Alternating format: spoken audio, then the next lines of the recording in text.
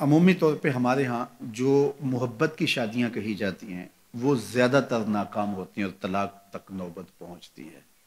اس کا سبب کیا کہ کچی عمر کے بچے اپنے جذبات سے فیصلہ کرتے ہیں اور ان کی نظر کے اندر صرف ایک دو چیز دیکھنے کی ہوتی ہے جس سے وہ فیصلہ کرتے ہیں، لیکن کہنہ مشق اور گرم سرد چشیدہ والدین اس بات کو جانتے ہیں کہ ہماری اولاد کی ترجیحات کیا ہیں اور جو ہے وہ ازدواجی زندگی کیسے خوبصورت گزرتی ہے۔ اس لیے وہ جو فیصلے کرتے ہیں وہ فیصلے جو ہے وہ بہت اچھے ہوتے ہیں۔ کبھی ایسا ہوتا ہے کہ اولادوں کو اللہ تعالیٰ فہم، فراست اور عقل و خرد کی فراوانیاں نصیب کر دیتا ہے اور والدین واقعتاً فہم اور سمجھ میں اس مقام پہ نہیں ہوتے، تو سعادت مند اولادیں اس وقت بھی اپنے والدین کو شامل کرتی ہیں اور ان کے فیصلے اچھے بھی ہوتے ہیں۔ لیکن عمومی طور پہ ہوتا ہے کہ چاہے وہ اسکول، کالج اور یونیورسٹی میں نہ بھی گئے ہوں والدین، لیکن ان کے تجربات عملاً جو ہیں وہ زیادہ ہوتے ہیں۔ اسی لیے فرمایا گیا سید عائشہ رضی اللہ تعالیٰ عنہ سے مروی روایت ہے، ایما امرأۃ نکحت بغیر اذن ولیہا فنکاحها باطل فنکاحها باطل فنکاحها باطل، 3 مرتبہ فرمایا جو خاتون اپنے ولی کی اجازت کے بغیر نکاح کرتی ہے اس کا نکاح باطل ہے، اس کا نکاح باطل ہے، اس کا نکاح باطل ہے۔ تو عمومی طور پہ وہ نکاح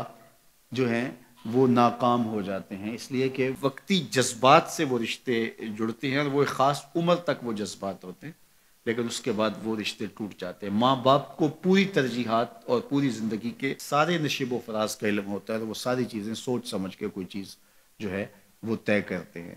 اس میں بعض اوقات ایسا بھی ہوتا ہے کہ والدین بچوں کی ترجیحات دیکھے بغیر اپنی خواہش کو مقدم کر لیتے ہیں، تو یہ چیز بھی تناؤ کا سبب اور طلاق کی نوبت تک پہنچا دیتی ہے۔ یعنی بعض اوقات ماں باپ کو ضد ہوتی ہے کہ میں اپنے رشتہ داروں میں ہی اپنے بچے کا نکاح کرنا ہے اور وہ بیٹی جو ہے اس کا مزاج نہیں جڑ رہا ہوتا، تو یہ خواہش اچھی ہے، لیکن اگر ان کی زندگی تلخ ہوگی تو اپنی خواہش کو اولاد کے لیے قربان کرنا ہوگا۔ بہرحال جو بھی ذرائع ہیں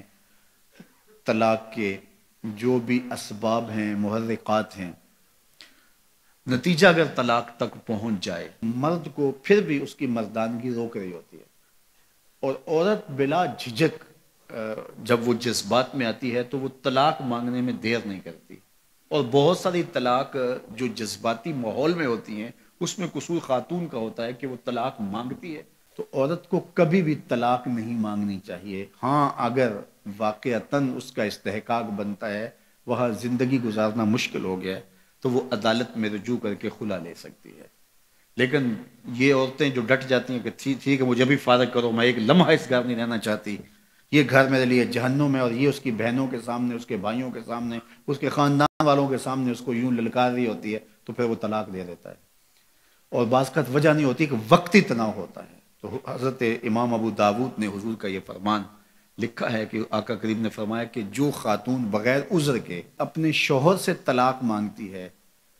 وہ جنت کی خوشبو بھی نہیں پائے گی، اور جنت کی خوشبو 500 سال کی مسافت سے آنا شروع ہو جائے گی۔ تو جو بغیر عذر کے اپنے شوہر سے طلاق مانگتی ہے، تو یہ بات ذہن میں رکھیے گا کہ عورت نہیں چاہتی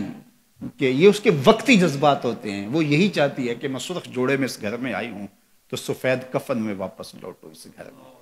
اور عورت کی آرزو ہوتی ہے کہ میرا شوہر جو ہے وہ مجھ کو جو ہے وہ خود اپنے ہاتھوں سے جو ہے وہ لاحد میں اتارے۔ میرے حضور صلی اللہ علیہ وسلم نے عورت کے اس جذبات کا لحاظ کرتے ہوئے ایک دن سیدہ عائشہ سے کہا کہ عائشہ اگر تو انتقال کر جائے میں تجھے خود کفن دوں، خود لاحد میں اتاروں۔ تو حضرت عائشہ رضی اللہ تعالیٰ عنہ کی چشمان اقدس سے آنسو آ گئے کہ یہ اگر ہو تو میرے لیے اس سے بڑا کیا احساس ہے کہ میرا شوہر میرا خود جنازہ پڑھے